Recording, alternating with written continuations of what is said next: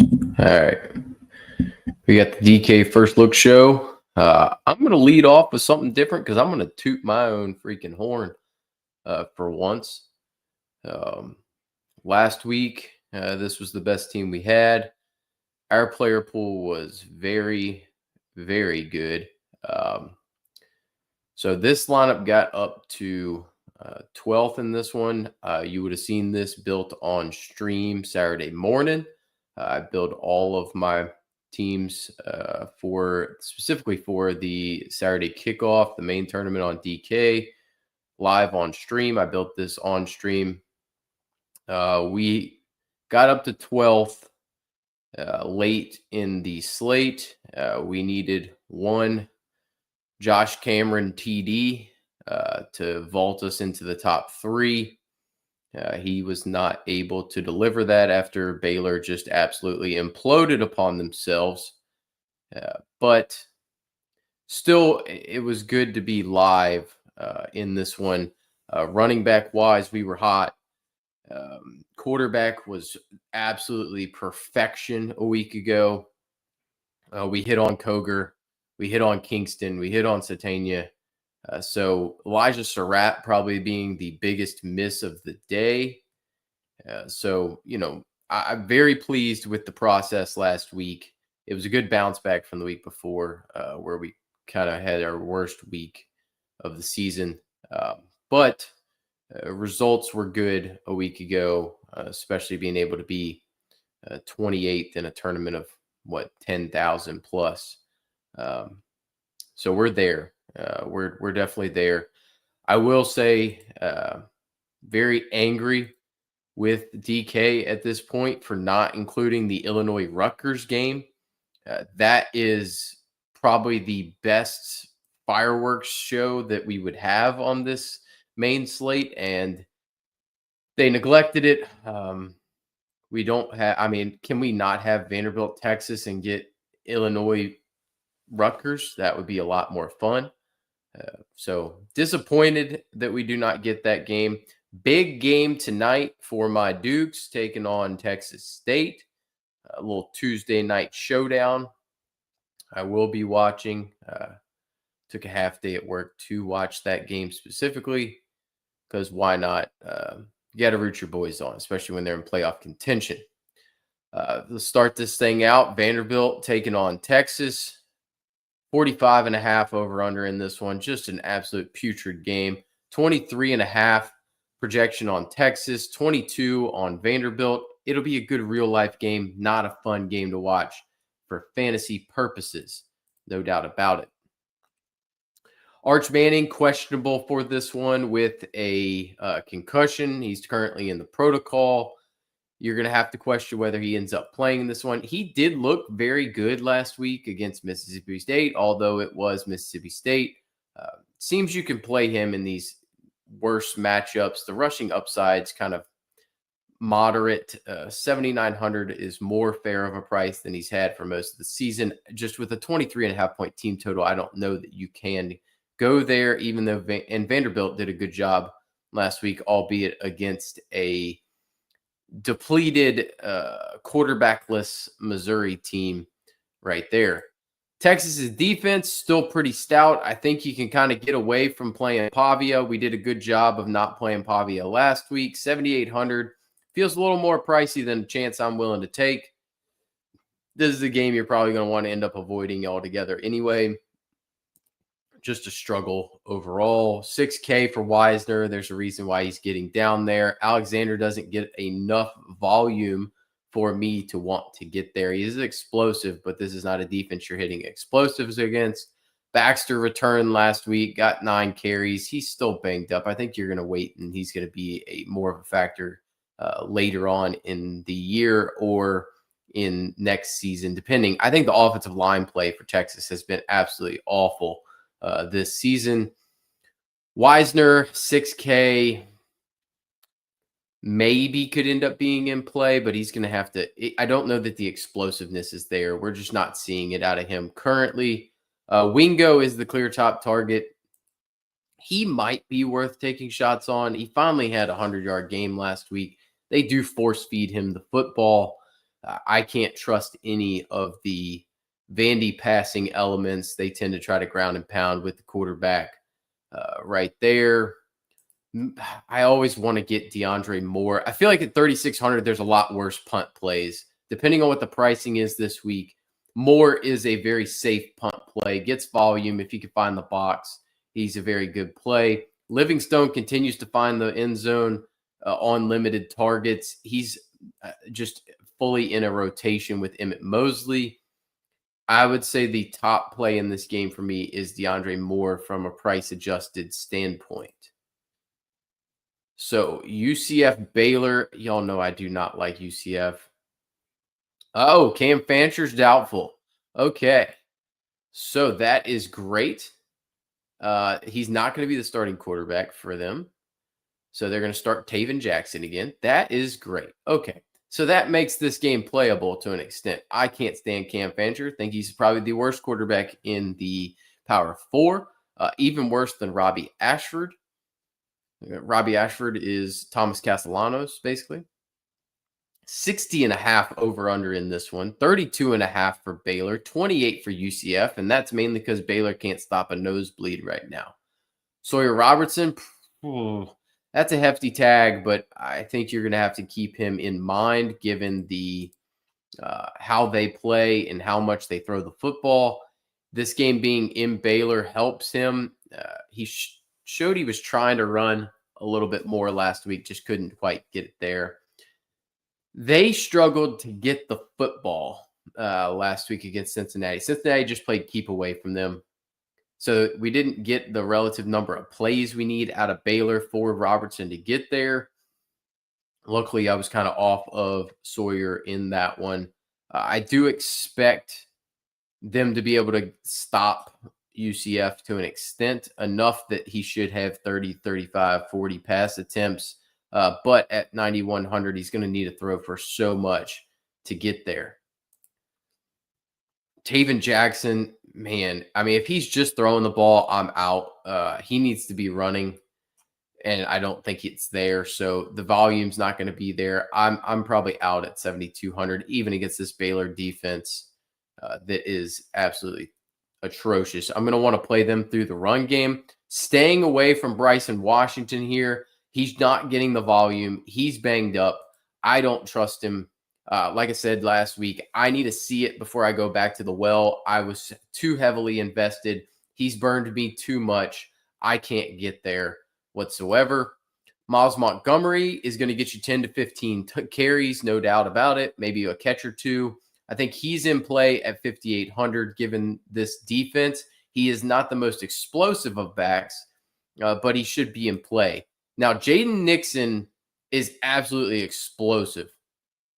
So at 4,400, there is much worse plays. He can bury you because he's only going to get 7 to 10 touches in this game, but he can house call any of them at any time. Now, if we look at this, he got there against West Virginia because of 2 touchdowns and an 83-yard carry. Can he repeat that performance here in this spot? I view him similar to Evan Pryor, just a lot cheaper than last week. Evan Pryor didn't get a ton of touches, but he can rip one off. I don't mind Montgomery or Nixon in this spot. I probably lean Montgomery for the volume, and he has more likelihood to find the end zone from close range, which if they have 28 points, it's probably going to be a passing touchdown and then multiple rushing touchdowns, Montgomery being the favorite to get those. Knighton is not getting enough work. I'm out there at 4,500. I would prefer Michael Turner. Turner is getting the bulk of the workload here. I think he continues to get that. I do like Michael Turner in this spot. I've liked the way he's looked the last couple of weeks. The freshman's playing well, playing pretty good. So 4,800, relatively good price tag there. Willing to keep him in the pool, although it just kind of depends. Like, is Washington going to get enough work? Knighton. There is risk with Turner. Prefer playing this game through the Baylor pass game and then Montgomery as the bring back option there.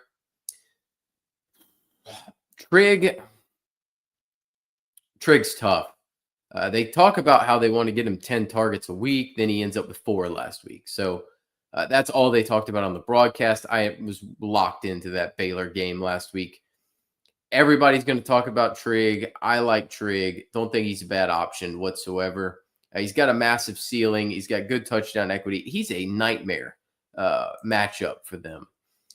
Cameron is always going to be my favorite guy because he sees the most target volume. He saw a ton of targets against Cincinnati. He did only convert 4 for 34 and a touch, but he had multiple situations where he got open and ended up getting penalties called that made it so that he was he got held or pass interference or something like that, and it ended up opening it up. I do wish they would have gone deep to him more in that game. Hawkins is your other outside wide receiver, always viable to pop off, but at 4,800, I'd rather just pay up for the Cameron or Trigg. Cameron and Trigg are the clear top 1 and 2 option in that offense. Prentice has fallen off. The touchdowns finally dried up. I'm out and staying away from Prentice. Cole Wilson, kind of not doing much anymore. He may end up being a guy that you can take shots on at 4,100, but I'd prefer him in the threes. And then looking at so Dwayne Thomas tends to get a decent amount of volume, but at 44, that seems too expensive for my blood. I'm not a fan of this cat. He got there on 2 touchdowns last week. Otherwise, the volume's been terrible. So I'm out there. Wade is typically a guy that they're going to feature in the pass game. Maybe, but I probably prefer Thomas. Yeah, Black, another guy that they feature in the pass game. Not particularly good either, even at 32. I'll have to think on that. Somebody's going to be viable here from this UCF pass offense. Like I said, if I'm playing it, I prefer. I don't mind as a game stack. You're going to play Sawyer, Trigg, Cameron, and bring it back with Miles Montgomery. It's the chalkiest way to play it, but it's the most effective way, and no doubt about it. Another game we can game stack up. This is probably my preferred option to Baylor UCF is Clemson and Duke. 55.5 over under in this one. That feels like an over to me. 29.5 Clemson, 26 for Duke. Mensa at 64, I don't dislike whatsoever. He's going to have similar pass volume to Sawyer Robertson. He does not have the rushing upside that Robertson does. Now, Robertson hasn't exactly flashed it, but he's not going to be a negative in that category either. Mensa should throw for 300 or at least attempt enough passes to get to the 300-yard mark in this one. 25 points seems about right. Multiple touchdowns here are in play. They're going to have to chuck it. They do throw the ball at one of the highest clips in the country, which is kind of surprising given the Manny Diaz defensive nature of this roster, or what it should be. They've kind of turned more into a shootout team. But I do like Mensa in this spot. We're going to have to keep an eye on Klubnik. If Klubnik plays, he hopes he's going to be back. I'm sure they're going to hope, obviously, because Vizina absolutely sucks. Given that it's an ankle, I would be concerned with his rushing upside, but we know that he can throw the football for enough points. I don't know that his ceiling is much different than Mensa. 7,500. The floor is probably higher, but the ceiling I don't know is different than Mensa for 1,000 cheaper. So if I'm playing this game, my initial lean would be to play it through Mensa rather than Klubnik, because if Klubnik was going to get there, then Mensa needs to get there as well. And with the ankle, I don't think he runs the football much. I will want to play this game through Randall more. His rushing has really dropped off a cliff since that Syracuse game, but his receiving work's always going to keep him with a high floor. 6,900, not a super palatable price on him. It's not exciting for me. I don't love his rushing upside. He's more of a floor play. I think he's not a core play whatsoever in this spot. Nate Shepard is getting more and more work. He is electric. I love Nate Shepherd. Very interested in him for the future. The question is can he break off those big plays against this Clemson defense? I don't know. He's very good in the pass game too. 67. Those guys are both pretty decent options, not necessarily core plays given the pricing. Castle's getting too much work around the goal line for my liking to take away from Shepard, but the overall volume is not there, and we know Randall's going to play all the snaps. I would say I want to play Mensa Randall because I'm going to want to play this guy. Barkate gets peppered. I love Cooper Barkate. I have made – you can go back and watch from the time I'm pretty certain I previewed Duke. I don't exactly remember. I previewed like 70-something teams. But I was on Barkate. Yeah, I did, because I was on Barkate to start the year. So I was on Barkate right out the gate. I've hyped Barkate from quite literally week 1. From Illinois on, I've been on Barkate, and he's delivering. Just week in, week out, 5,700. He will be in the pool. He's going to be highly rated for me in this pool. All right. They finally wised up, and the pricing's too good on these guys. So most disappointing thing about Clemson for me is Bryant Wesco's now out. Now, we rode that train until the wheels fell off, and we happened to jump off against UNC thinking that they were going to take him away. Absolutely played Wesco to perfection all season. We were on him against Troy. We were on him against Georgia Tech. We were on him against Syracuse. We got off against UNC. We were back on for BC, and they weren't on the slate for Clemson.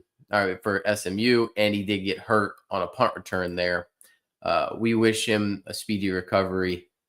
One of my favorite players in the country. So highly disappointing that he is now out for the rest of the season. But that means more volume for Antonio Williams, who's going to be more of your possession option with rushing upside there, and more deep balls for TJ Moore. So Moore is a great option. I mean, he might be a core play at 4,900, and then Williams is definitely going to be in there as well. I prefer Moore to Williams, but both need to be in the pool. I am more than happy to onslaught this game with Moore, Williams, Barkate, and if Klubnik's healthy, Klubnik plus Mensa and Adam Randall even in there. But I love Barkate. Quayshawn Brown, always a decent option who can hurt you but can very much so explode. And then Samir Hagen's also decent option. He is prone to going missing, though, so you got to watch out for that one. I would not go down to Andrew Anthony. He was too touchdown dependent early in the season. So I much prefer Hagen's, Brown, Moore, Williams, and Barkate as my top options in this one. They're all very good plays. Barkate's definitely the safest. He's going to just hammer targets all day long. Moore and Williams, great options. I love playing all three of them with quarterbacks. Probably Mensa, though, depending, though, on Klubnik versus Vizina and those type of things. Miami taking on SMU. Canes finally looking like the team that I expected them to be coming into the year. SMU is absolutely awful on the back end. 51.5 over under in this one. 32 points for Miami, 19.5 for SMU.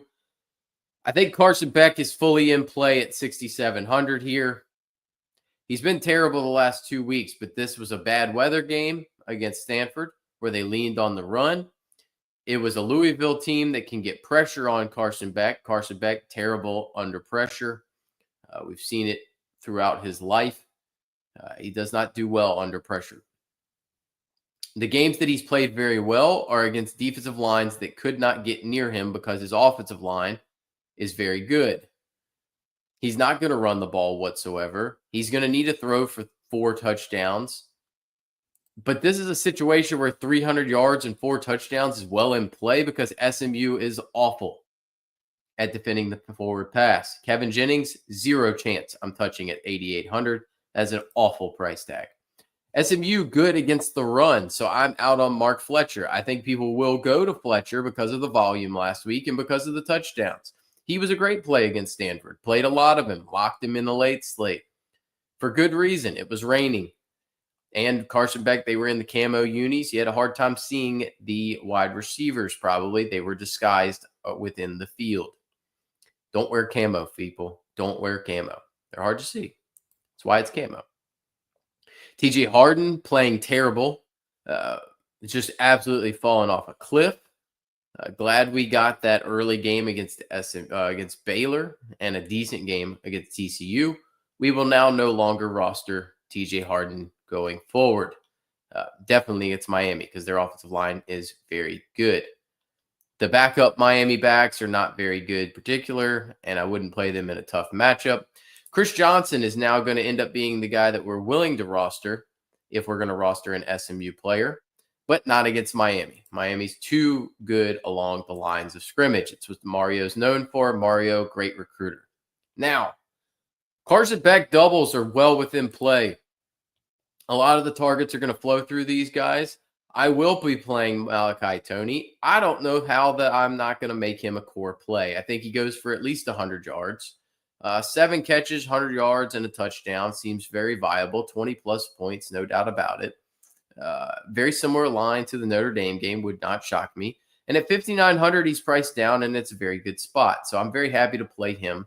CJ Daniels, I'm open to. I do not love, but I'm open to. I don't think he goes for 100 yards in this spot, but with SMU's struggles, I don't mind Carson Beck doubles with CJ Daniels and Malachi Toney. Toney being the preferred play. Toney's going to end up being a core play probably at 5,900. Daniels will be in play if I'm playing Toney, Daniels, and Beck in a lineup, which I will feature in a few spots given how terrible SMU is on the back end. If you're going to attack Miami, it's going to need to be through the air. I am not a Romello Brinson guy. Now that Jordan Hudson's back, we took advantage of that against Baylor. It worked out great. Now with Hudson back, Brinson has taken a back seat. I would prefer to play Jordan Hudson. He'll be in play for me at 4,200. If I'm going to play a bring back, it will be through Hudson, no doubt about it. RJ Maryland, one of the more disappointing options this entire season. Kind of very sad in that aspect. Cooper looks pretty good for a long-term player going forward. Good freshman player at 3,400. But this offense runs through Hudson and Brinson. Reminder, though, Brinson did transfer from Miami. So is there some revenge game narrative in that spot? I'm just not willing to play it. If I was going to play anybody, it'd be Hudson. I'm probably going to be limited on my exposure to the SMU side no matter what, although they are going to have to chuck it. So I do appreciate Hudson, and I think Hudson might be the best option there. Penn State, what was going to be a big game this season, taking on Ohio State, now is going to be a blowout. 43.5 over under in this one, 32 points for Ohio State, 11.5 team total for Penn State. I don't know how you don't take the under on the team total of Penn State there. I feel like 10 points feels like a safe play that they score 10 or less. Ohio State's just an absolute demon on defense. I don't think he could play Julian Sayin. I know he gets there sometimes, but 35 points. This is his ceiling game, man.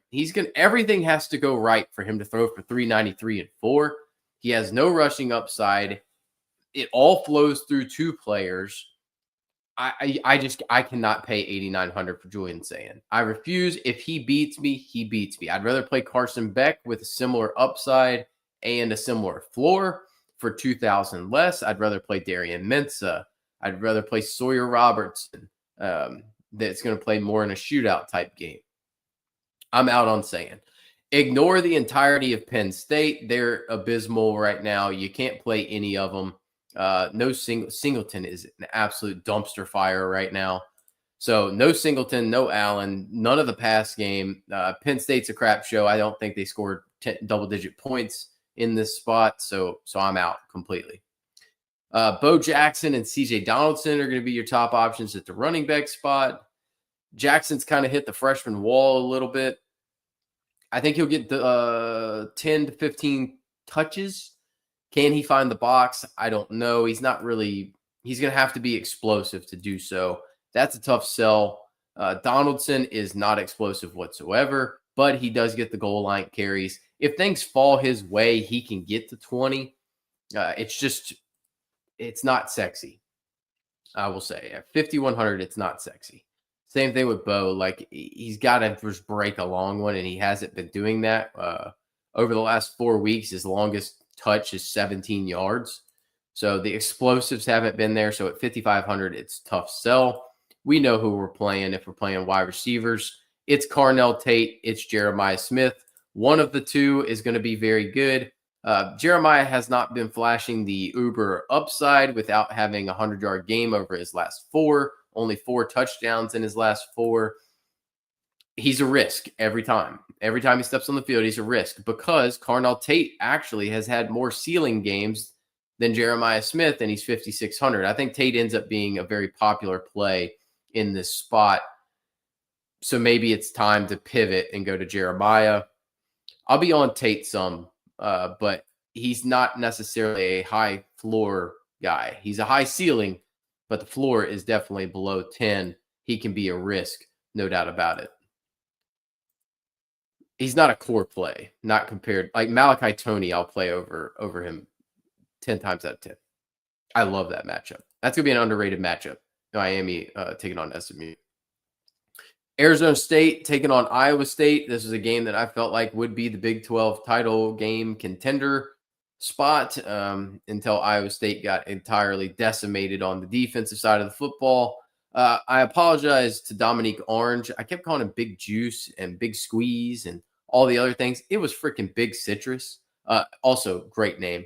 But, the man is a dominant force along the defensive line of scrimmage. Sam Leavitt continues to get banged up. I hammered Arizona State, the Houston money line, as soon as Jeff Sims entered that game last week. Jeff Sims is terrible. He is awful. So Sam Leavitt, you got to hope plays if you're going to buy into this Arizona State team. He should be a go. There's nothing there, but he was out multiple times. He left the game early, came back, then left again. Jeff Sims is awful. I don't know how you play. I understand the theory behind wanting to play Leavitt, given what Bear Bachmeier was able to do. There's just too many issues with Arizona State right now. They're missing some stuff, especially if Jordan Tyson's out. I'm not touching Leavitt. Rocco struggled a bit last week, came out with a 75-yard touchdown right out the gate. Rushing production hadn't been there. They're getting absolutely dominated along the line of scrimmage. I don't know what to buy into here. I think he's going to have to chuck it.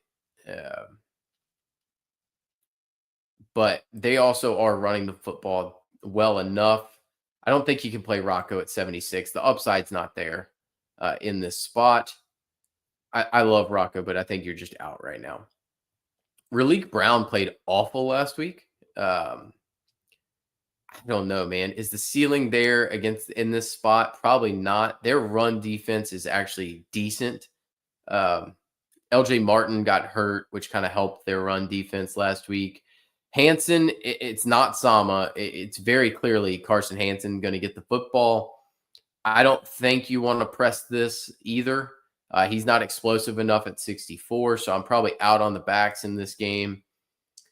Jordan Tyson, if he plays, is a better play than Jeremiah Smith. He is the spam button. He's just going to get all the targets. Him not playing destroys them. A reminder that this 18-3 right here against Utah was a Jeff Sims start without Sam Leavitt. So if we get a Sam Leavitt game, he's going to get 8 to 10 catches. And just it's such a safe floor. He is the safest floor in college football from a point standpoint. If he does not play, I'm not a Mateer guy. I understand he's going to get 4 to 6 catches. 4,700. Maybe you could get there, but I don't love his upside. They keep trotting Malik McLean out there. Why? I don't know. I mean, he finally had a big game. Maybe. I don't like Malik McLean. I took shots last week. It didn't pay off, but I really do think their best wide receiver outside of Tyson is Jaron Hamilton, the Alabama transfer. He's good for a shot each game. I still think I'd go back to the well here. I'm not buying the Malik McLean thing. I'm still buying Hamilton. I know he didn't do crap last week, but I will take shots at 3K on Hamilton. Maybe I end up on McLean if Tyson's announced out. I don't know. Soel, I'm still on. He's on milk carton watch still for me. I did take advantage of 2 weeks of that, but he had what should have been or could have been a touchdown catch last week. He actually made a really nice play. Foot landed out of bounds in the back of the end zone, but twisting catch, just an inch or so out, but still playing decent. If you're taking shots, you take shots with Eskildson. He did have a 75-yard touchdown right out the gate last week, and that was it. But he is the big play threat. Bramer got more involved. I like Bramer as the top option in the offense. He's kind of a move tight end, safe play, but where's the upside? Can he catch 2 touchdowns is the question. I do like Bramer though at 3,500. Minimal interest there if I was going to take shots on anybody in this offense.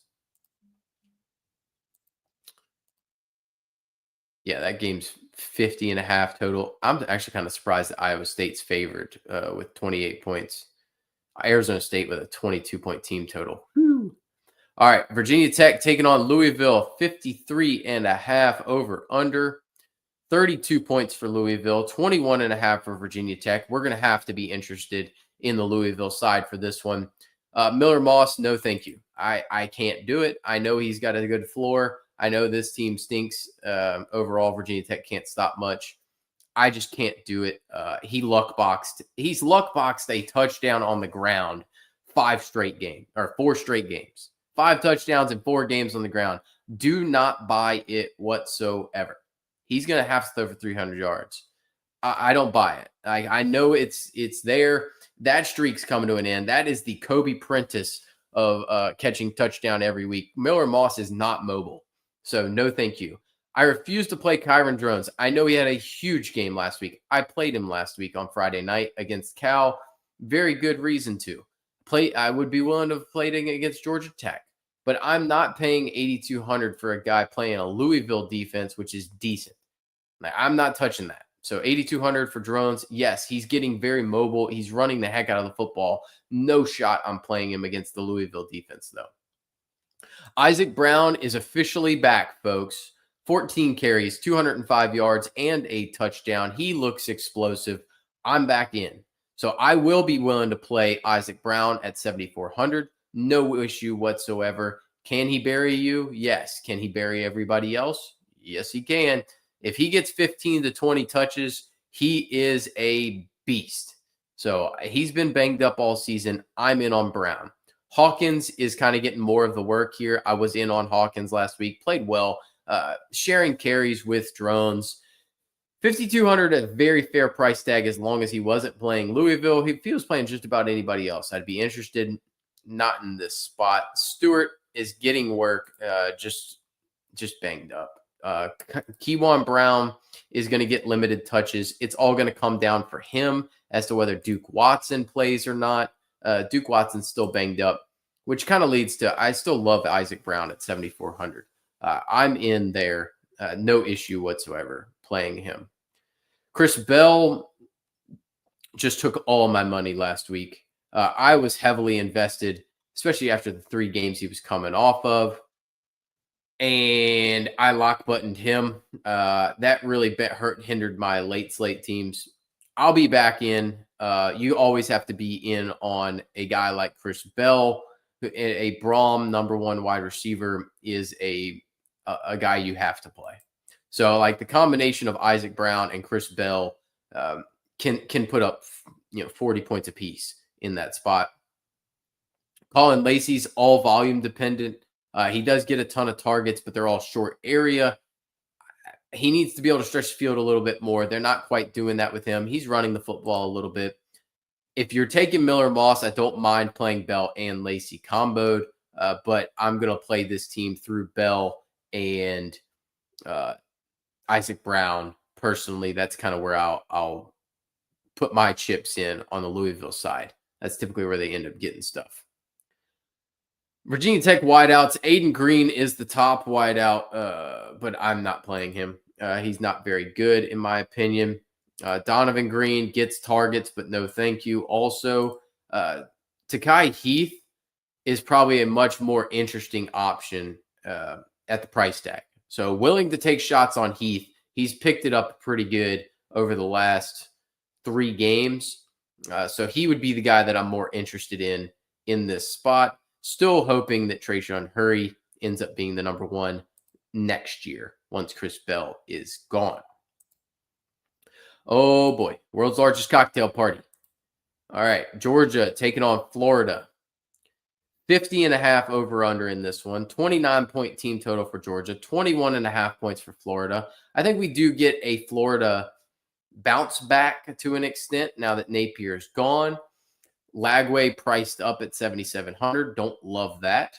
I'm out. Like I say, I need to see him do it in one of these spots before I feel good about it. He played well against A&M.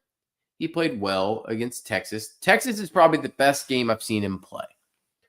He's not mobile. Everybody keeps talking about how he's mobile. He hasn't run yet. So I haven't seen that. I haven't seen him throw for 300 yards. I haven't seen him throw for 3 touchdowns and 300 yards. So get out of here with that nonsense. I know Lagway's good, but at the same time, the skills are there. I just need to see it. So I'm not playing Lagway at 7,700 against this Georgia defense, even though it can be had and it's available to pick on. I'd much be more interested in Gunnar Stockton at 8K, but even then, it's moderate interest. He has ceiling. We've seen the rushing ability. He actually does have a rushing floor. Can throw the ball pretty well. His Florida defense is good enough, though, that he's not going to be a core play at that pricing. Jaden Baugh, I love. 6,300. The talent is undeniable. You're going to get 20-plus touches in this spot, no doubt about it. Georgia, decent, good against the run. They have a good defense, but their defensive line is suspect. Some of the guys that they had transfer out are actually better than what they're playing right now. So I don't hate getting the Baugh. He's not the worst play. He'll be in the pool, no doubt about it, because the touch volume, simply put, is unmatched almost on this slate. I don't think you can trust Frazier or Bowens. Frazier now got 17 carries last time out, 2 catches. Bowens kind of taking a back seat a little bit more, but any given week, it's either one of them. I don't like them at 55 and 5,600. Not my favorite. Jacoby Jackson has been banged up. He might return this week, but we'll see. Can't play him anyway. It's the ball show here. Now, wide receivers on Florida, I will be in on, even though I'm not in on DJ Lagway because the price is right here. We did lose, where's my guy? Colby Young for a while with a fractured leg. That was depressing nonetheless after he caught the 30-yard pass, and I was invested in him that week. I will be in on Zach Branch. He is becoming a target monster. So at 4K, he is a very good play in that price spot. Vernell Brown kind of taking a back seat at this point, but still a very good player. He will be one of the starting outside wide receivers, and at 4,500, a solid play. However, Dallas Wilson is the best play, the most talented player on the outside at 4,400. I like Vernell Brown. I like Dallas Wilson. I don't think I can get to Aiden Mizell yet. He's kind of not the guy. Eugene Wilson, disappointing season outside of that South Florida game. Probably should have seen it coming when he had like the 3-catch negative yard game. Makes sense to an extent. So, yeah, I think you're playing through Brown and Wilson. I like Branch the best. Dylan Bell can pop, but I don't trust him whatsoever.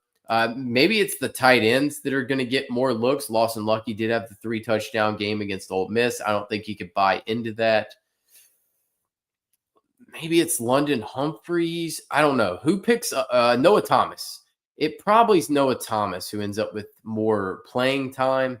I would just go through Zach Branch. That's the simplest way. You know he's going to get a mass amount of targets.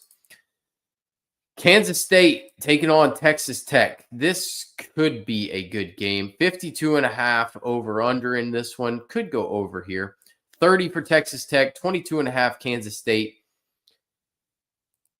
Will Hammond being out really puts a damper on those Texas Tech futures.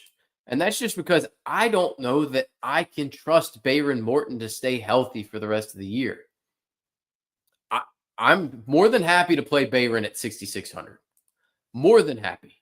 Because I don't trust Kansas State's defense. And Bayron can facilitate the rock. Remember, he got banged up against Utah. Was looking good until he got banged. He threw 2 interceptions. But he's still good enough. I'm starting to lean more into Darian Mensah play, looking better and better as we go along here. I think Darian Mensah's got 25-point upside at his price tag. I really am liking that price now.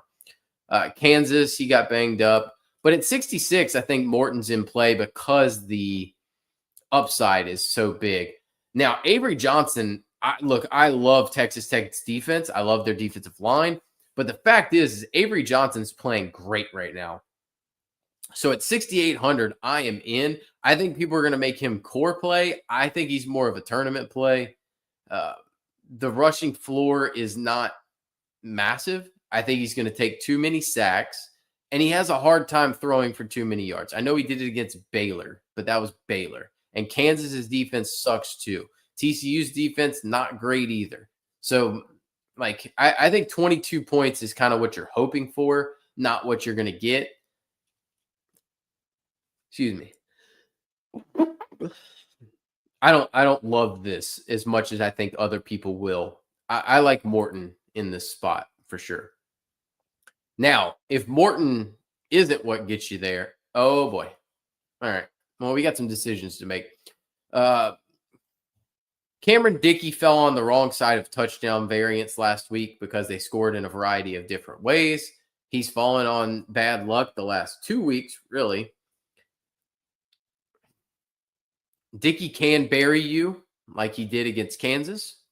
I don't know that Kansas State's run defense is great. I think it's okay, in my opinion.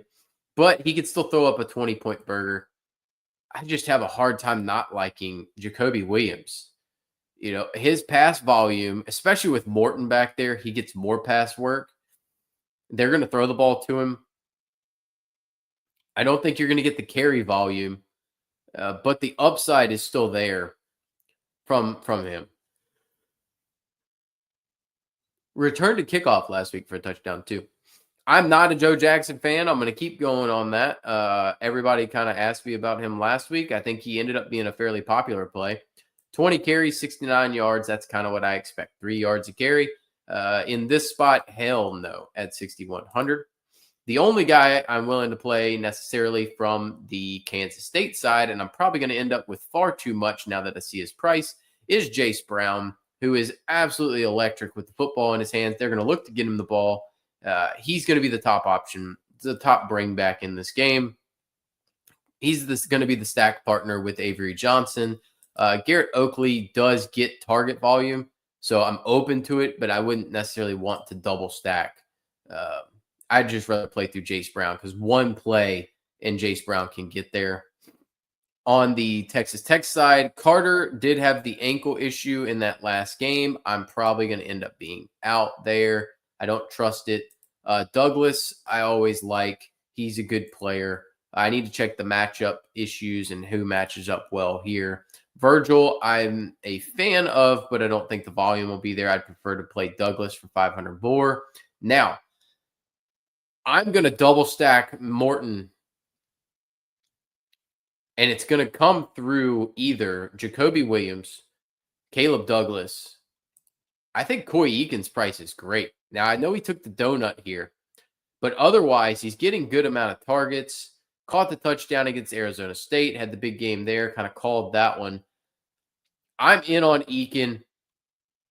I think him and Douglas with Morton, or Eakin with Jacoby Williams and Morton, or hell, maybe even all three could be options. But I do love playing Morton, Eakin, Jacoby Williams, and Jace Brown. If I think this game shoots out, I think that's the proper way to play that.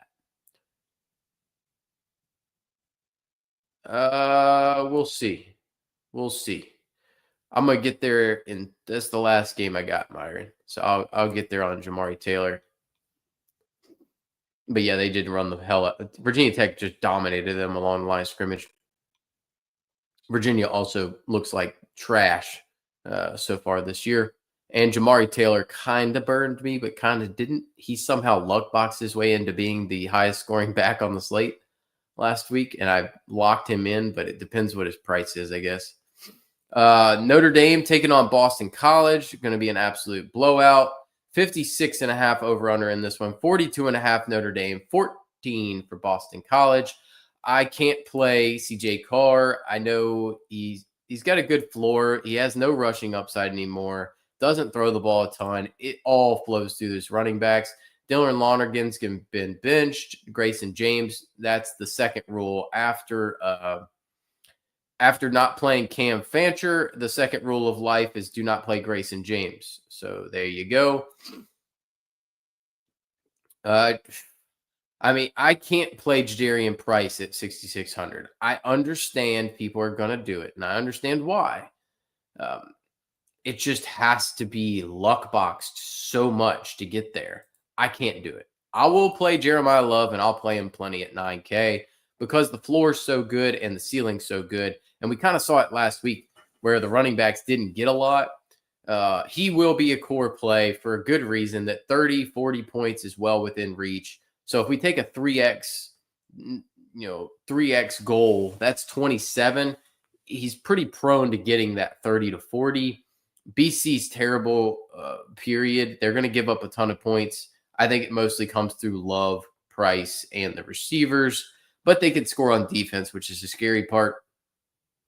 I would not rule out a 20-point game out of him, but the floor is undeniable, and I think sometimes we try to get too much points per dollar involved, and we need to just go, okay, I'm going to play Jeremiah Love, and I'll play cheap wide receivers, and maybe I get on the cheap wide. I would rather play Jeremiah Love than play Jeremiah Smith. I can tell you that right now. That's no doubt about it. That usually is a debate. It's not anymore for me. You just play Love. Zero interest in the BC running backs. They're too banged up, and they're not efficient enough for me. Faison, good target volume out of him. It's a good floor. He's more of like a cash game play, really, but what's the ceiling? I'm interested, but not super interested. I'd keep him in the pool. If I was at 4,800, I might have interest. Reed Harris is a no for me. Doesn't get enough targets. Bond was a lock button for me at 3,700 last week. Still very much so in play at 4,200. He's a very similar play to Faison. So he'd be the preferred bring back option. He's going to get a ton of targets. The floor is great. The ceiling is non-existent. Malachi Fields, I'm still waiting on my 100-yard, 2-touchdown game. Don't know that it's coming. He's more of a FanDuel play in this spot. I don't know if they're on that slate, but he would be the FanDuel play. I'm not playing anybody else from the Notre Dame side, more than likely. Oh boy, here we go. Here's onslaught time, boys. Indiana taking on Maryland. Maryland absolutely putrid. 50.5 over under in this one. 36 points for Indiana. Take the over. Maryland 14.5. That's probably a reasonable projection. Are they trying to get Mendoza the Heisman? Can he get it? I don't know. I think you're going to see. We'll find out. But him getting the 4 touchdowns last week, them scoring on defense just ruined them scoring early on defense, and the fact that UCLA actually is fraudulent. I don't know why everybody kept buying into UCLA. The fact is UCLA is not good. and they just happened to get a bump, and it was all this Jerry Neuheisel, this, that, and the other. Yeah, you scored 6 points, buddy. So get out of here. If you start playing some decent teams, you're going to get crapped on. You just happen to luck box into a god awful Penn State team that has just crapped itself, and a Michigan State team that can't get out of its own way. Malik Washington is going to be a very good player. I cannot play him against Indiana in this spot. Some people probably will, because 6,300, very fair price for him. Floor's there, ceiling's not. So I'm out there. I think Mendoza onslaughts are in play, but I don't know that you're going to want to get there. Oh boy. I usually hate playing Indiana running backs, and it burned me last week. I think you're going to have to play Roman Hemby. So I would all but guarantee Roman Hemby scores a touchdown in this spot, because he came from Maryland. He transferred from Maryland. I would have to guarantee Hemby scores a touchdown. Signetti is too wrapped up in that type of thing. I think I'm going to end up playing some Hemby. I think 2 out of my 5 in the big contest will probably have feature Hemby, because 5,900 is a very fair price for him. Exactly, Myron. You can't fade the Roman Hemby revenge spot. I just don't think you can. Maryland's run game is absolutely putrid. I would take the under on 60 total rushing yards in this spot. They're going to get destroyed on the ground. Look, the one thing that I got awful last week was Elijah Surratt, and it's because the game script went the exact worst possible way. We got 2 Hemby touchdowns. The defense scored. All of the points were like close range. It was no yardage to be had. So Surratt got squeezed. I'll still take shots on Surratt at 7,100. I prefer Chris Bell. I think the floor is better. Bell and Surratt didn't deliver last week, so maybe their ownership's lower than it should be. I'll prefer Surratt. Williams was an intriguing option to me last week at 3,900. I just didn't do it. I went too heavy on Surratt. That's my fault. Everybody's going to go to Williams now. I'll bounce back. I'll just stick with Surratt in that spot. If I was playing a Maryland player, it is not Dorian Fleming. It is not Jaleel Farouk. It's not Octavian Smith. It's Shalik Knotts. Shalik Knotts gets the best amount of targets. He's the most connection with the quarterback. If I'm going to play anybody from Maryland, it's Shalik Knotts. It's not even a question. 3,400. Perfectly happy playing him. I'm not going to play Omar Cooper at 66. I just prefer Surratt. He's more likely to have the big game. I like Hemby. I like Surratt. If I was playing Onslaught, I would play Mendoza, Hemby, Surratt, and Williams would be my Onslaught in that spot. All right. UVA, the Virginia Cavaliers, who should have lost to Bill Belichick last week, but somehow escaped. How do you only score 17 points? 53.5 over under in this one. 28.5 for Virginia. 25 for Cal. Legitimate spot that UVA could lose. No doubt about it.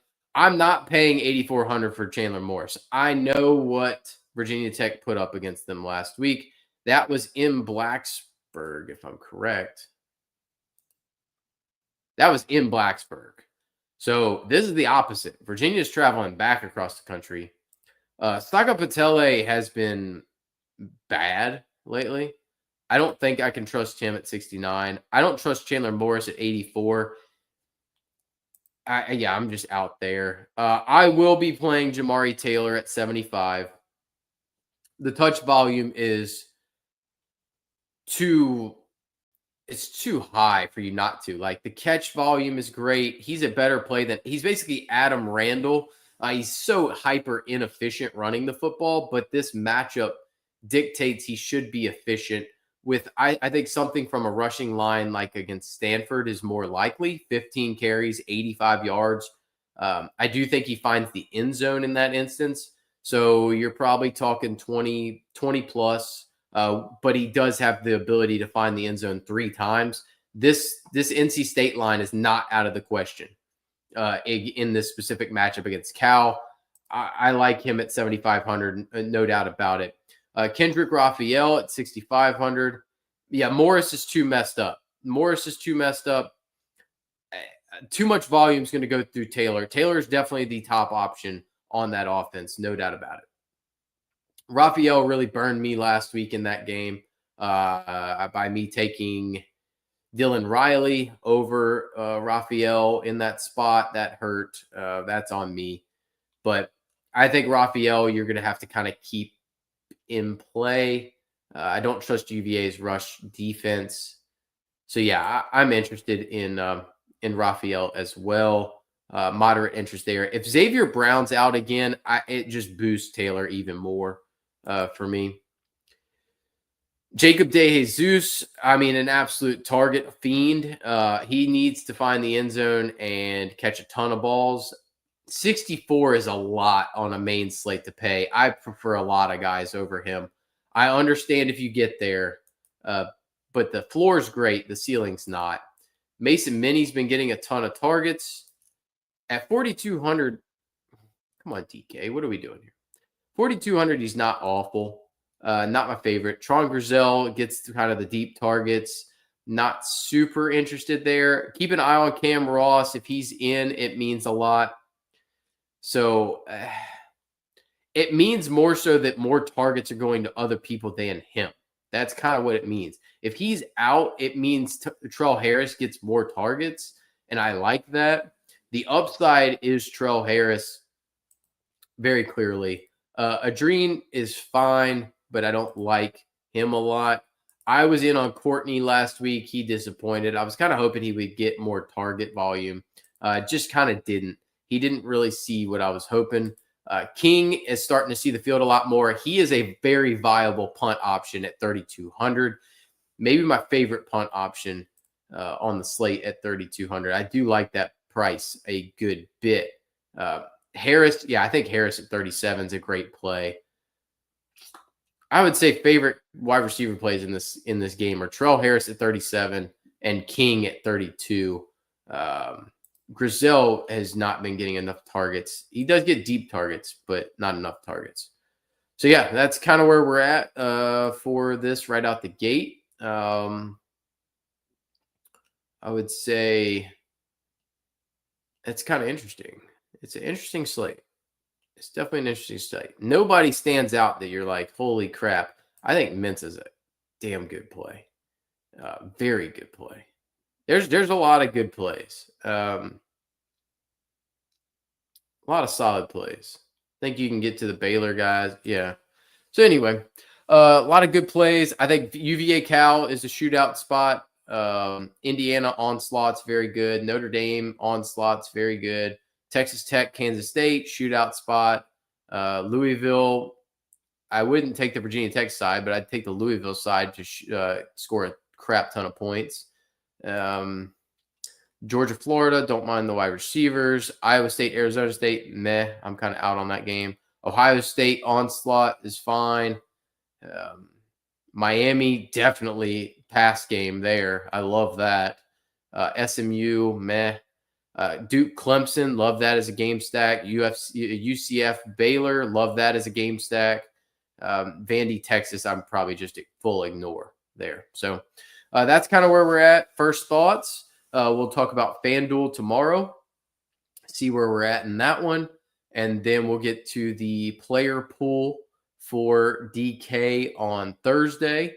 That's always a good, viable show to check out and get kind of like where we're at. Friday, we'll get the FanDuel player pool.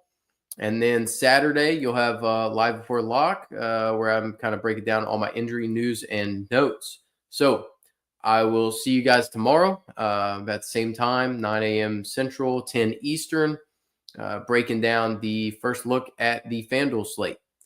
So I will see you guys tomorrow. Good luck. Enjoy the game tonight.